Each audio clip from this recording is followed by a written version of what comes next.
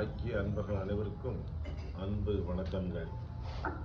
ஓம் ஈஸ்வரா குருதேவா என்று பிரார்த்திக்கின்றோம்.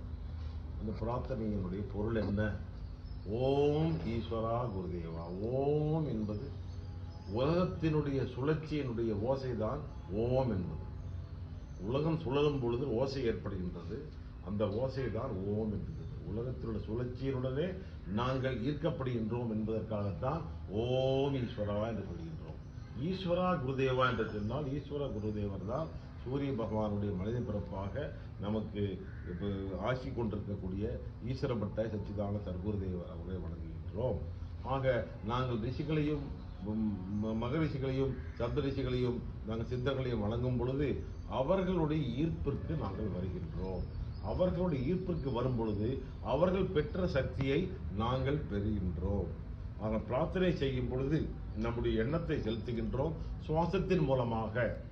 அப்படி செலுத்தும் பொழுது நாங்கள் யாரை நினைத்து நாங்கள் பிரார்த்தனை செய்கின்றோமோ அங்கு சென்று அடைந்து அங்கிருந்து ஆசீர்வாத அலைகளாக நமக்கு வருகின்றது. இதனால் ஓம் ஈஸ்வரா குருதேவா என்று சொல்கின்றோம். சொல்வது போல ஆன்மீகத்திலே பல தத்துவங்கள் உண்டு. பல உண்மைகளை உணர்த்தியிருக்கின்றார்கள் சித்தர்கள், புண்ணியர்களும் மகரிஷிகளும். பல முறைகளிலே சிலைகள் மூலமாகவும் சரி, காவியங்கள் மூலமாகவும் சரி, கற்சிலைகள் மூலமாகவும் சரி, பல முறைகளிலே அவர்கள் உணர்த்தியிருக்கின்றார்கள். அந்த உணர்த்தலை நாங்கள் ஏற்றுக்கொண்டு அதன்படி நம்முடைய வாழ்க்கையை நாங்கள் நடத்த வேண்டும். அதற்காகத்தான் இப்படித்தான் வாழ வேண்டும் என்று சொல்லியிருக்கின்றார்கள். காரணம், நம்முடைய உடல் என்பதே ஒரு பெரிய ஒரு பொக்கிஷம். யாமிருக்க பயமே என்று சொல்லுகின்றார்கள். யார் சொல்றாங்க? முருகர். முருகர் யாமிருக்க பயமேன் என்றால் என்ன பொருள்? முருகர் இருக்க பயமேன் என்பதா பொருள்? அது ஒரு பொருளாக இருக்கலாம். ஆனால் உண்மையான பொருள் என்று சொன்னால் யாம் இருக்க பயமேன், நாங்கள் இருக்கின்றோம், எதற்காக பயப்பட வேண்டும்? இருப்பு, நாங்கள் இந்த உலகத்திலே மனித பிரஜைகளாக இருக்கின்றோம், அதற்காக நாங்கள் பயப்படவே கூடாது. காரணம், அந்த மனித பிறவிகளாக இருப்பதே ஒரு பெரிய ஒரு பொக்கிஷம். அந்த இருப்பை வைத்துக் கொண்டு நாம் நம்முடைய வாழ்க்கையை, இந்த உலக வாழ்க்கையை மட்டுமல்ல, இந்த நாங்கள் ஆன்மீக வாழ்க்கையையும் நாங்கள் அமைத்துக் கொள்ளலாம். அதற்கு என்ன தேவை? நம்முடைய இருப்பு தேவை. இந்த உலகத்திலே இருக்க வேண்டும். அதை நம் தாய் தந்தையர்கள் நமக்கு ஒரு கருவியாக நமக்கு கொடுத்திருக்கின்றார்கள். அந்த இருப்பை பயன்படுத்தி கொண்டு அதன் மூலமாக ஒவ்வொரு கணமும் நாங்கள் நல்ல வாழ்க்கையை வாழ வேண்டும். நல்ல வாழ்க்கை என்றால் என்னவென்று சொன்னால், நாங்கள் செய்யும் எந்த காரியத்தின் மூலமாகவும் நம்முடைய உடலும் மனமும் பாதிக்கப்படக்கூடாது. அதற்கு பதிலாக பலப்பட வேண்டும். அதற்காக தான் கொடுத்திருக்கின்றார்கள். சொன்னாங்க இல்லையா, கோள்கள் சொன்ன 33 கோடி தேவர்கள், கோள்கள் நவகோள்கள் என்று சொல்கின்றோம். சூரிய மண்டலம், சூரிய மண்டலம் என்பது இந்த ஆதிசக்தி பேரண்டத்திலே இருக்கக்கூடிய சூரிய மண்டலத்திலே இருக்கக்கூடிய கோள்கள் தான் நாங்கள் தெரியும். அதே சமயத்திலே பேரண்டத்திலே பல சூரிய மண்டலங்கள் இருக்கின்றது. ஆதிசக்தி என்று சொல்கின்றோமே, இந்த ஆதிசக்தியிலே பல மண்டலங்கள் இருக்கின்றது. நமக்கு கண்ணுக்கு புலப்படாத அளவிற்கு இருக்கின்றது. அந்த அனைத்து சக்திகளுமே மனிதனுடைய சக்தி உடலிலே இருக்கின்றது என்று சொல்கின்றார். சூரிய மண்டலத்தில் கோள்கள் மட்டுமல்ல, பேரண்ட சக்தியே ஒவ்வொரு மனிதனுள்ளும் இருக்கின்றது. ஒவ்வொரு சித்தரும் ஒவ்வொரு கோளுக்கு என்று சொன்னாங்களா, தோளில் இருக்கின்றான்னு சொன்னாங்களா. ஆக அனைத்து சித்தர்களினுடைய சக்தியும் ஒவ்வொரு தனி மனிதனுடைய உடலிலே இருக்கின்றது, மனதிலே இருக்கின்றது, ஆத்மாவிலே இருக்கின்றது. அதை நாங்கள் உணர்ந்து கொண்டு அதன்படி நம்முடைய வாழ்க்கையை நாங்கள் நடத்த வேண்டும். ஒரு கணம் கூட நாங்கள் வீணடிக்காமல் நாங்கள் சேமித்து சேமித்து சேமித்து நாங்கள் நம்முடைய வாழ்க்கையை நாங்கள் உயர்த்த வேண்டும். அதற்காகத்தான் நமக்கு கொடுத்திருக்கின்றார்கள் கோள்கள் பல கோள்கள் இருக்கின்றது, நட்சத்திர மண்டலங்கள் இருக்கின்றது. 27 நட்சத்திரம் என்று கணக்கை சொல்கின்றார்கள், 14 கோள்கள் என்று சொல்கின்றார்கள், நவ கோள்கள் என்று சொல்கின்றார்கள், சப்த ரிஷிகள் என்று சொல்கின்றார்கள். அதெல்லாம் எண்ணிக்கை ஏற்படுத்தப்பட்டது, சித்தர்களினால் நமக்கு உணர்த்துவதற்காக ஏற்படுத்தப்பட்டது. ஆனால் அதே சமயம் நவகோடி சித்தர்கள் இருக்கின்றார்கள் என்று சொல்கின்றார்கள். 33 கோடி தேவர்கள் இருக்கின்றார்கள் சொல்கின்றார்கள். 14 சித்தர்கள் மட்டுமா இருக்கின்றார்கள். ஆனால் அதற்கெல்லாம் தத்துவங்கள் இருக்கின்றது, சூட்சமங்கள் இருக்கின்றது. அதை உணர்ந்து நாங்கள் செய்ய வேண்டிய ஒரே காரியம் என்னவென்று சொன்னால் பிரார்த்தனை, பிரார்த்தனை, பிரார்த்தனை, பிரேயர், பிரேயர், பிரேயர். பிரார்த்தனை செய்வதன் மூலமாக அவர்களுடைய ஈர்ப்புக்கு நாங்கள் செல்கின்றோம். யாரை நினைத்து பிரார்த்தனை செய்கின்றோமோ அவர்களுடைய ஆசீர்வாதத்தை நாங்கள் பெறுகின்றோம். அதுதான் பிரார்த்தனையுடைய லட்சியமே. அதுதான் ஆக எங்கள் வாழ்க்கை நாங்கள் நல்ல வாழ்க்கையாக அமைய வேண்டும் என்று சொன்னால் நாங்கள் பிரார்த்தனை செய்ய வேண்டும். அதன் மூலமாகத்தான் நம்முடைய வாழ்க்கையை அமையும். நம்முடைய படிப்பும் சரி, நம்முடைய வாழ்க்கையும் சரி, அன்றாட வாழ்க்கையும் சரி, நமக்கு பிரார்த்தனை மூலமாக தான் அடைகின்றது.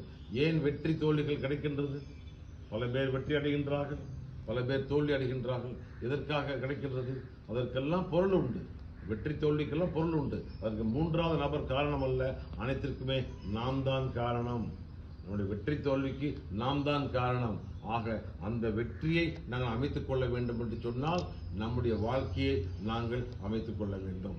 ஆக இன்று அதற்குரிய ஆத்மாக்கி அன்பு அனைவருமே தியானம் தியானம் தியானம் மெடிடேஷன், தியானத்தின் மூலமாக நல்ல எண்ணம், நல்ல சுவாசத்தின் மூலமாக அந்த பேரண்டத்திலே இருக்கக்கூடிய அனைத்து அணுக்களையுமே, அணுக்களால் வியாபித்திருக்கிறதுதான் இந்த உலகம் மட்டுமல்ல, இப்பேரண்டமே. அனைத்து ஒவ்வொரு அணுக்களுக்கும் ஒவ்வொரு குணாதிசயம் இருக்கின்றது. அந்த குணாதிசயத்தை எதை நாங்கள் ஈர்க்கின்றோமோ அந்த குணாதிசயம் நம்மிடம் சேர்கின்றது. எதை ஈர்ப்பது என்பதை சித்தர்கள் சொல்லிக்கின்றார்கள், முனிவர்கள் சொல்லிக்கின்றார்கள், திருவள்ளுவர் போன்ற மகான்கள் சொல்லியிருக்கின்றார்கள், விவேகானந்தர் போன்ற மகான்கள், ராமலிங்க வள்ளலார் போன்ற மகான்கள் சொல்லிக்கின்றார்கள். இதுதான் வாழ்க்கை, இப்படித்தான் வாழ வேண்டும் என்று சொல்லி. அப்படி வாழ வேண்டும் என்று சொன்னால் நாங்கள் நம்முடைய வாழ்க்கையை நாங்கள் அமைத்துக் கொள்ள வேண்டும் வெற்றியை அடைவதற்காக. ஆக நாங்கள் பிறந்திருக்கின்றோம் என்று சொன்னால் நாங்கள் கடமைப்பட்டவர்கள். யாருக்கு கடமைப்பட்டவர்கள்? நமக்கு நாங்கள் தாய் தந்தையர் கடமைப்பட்டவர்கள். பிறப்பை கொடுத்ததே நம் தாய் தந்தையர் தான்.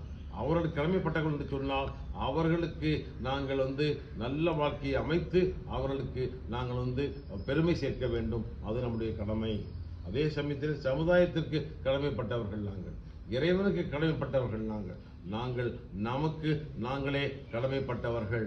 ஆகவே அனைவருமே அதை உணர்ந்து கொண்டு அந்த வாழ்க்கை நிலையை முழுமையாக உணர்ந்து கொண்டு அதன்படி நாங்கள் வாழ வேண்டும். அனைவருமே என்ன செய்ய வேண்டும்? சொன்னது போல காலையில் எழுந்தவுடனே பிரார்த்தனையுடன் நாளை துவக்குங்கள்.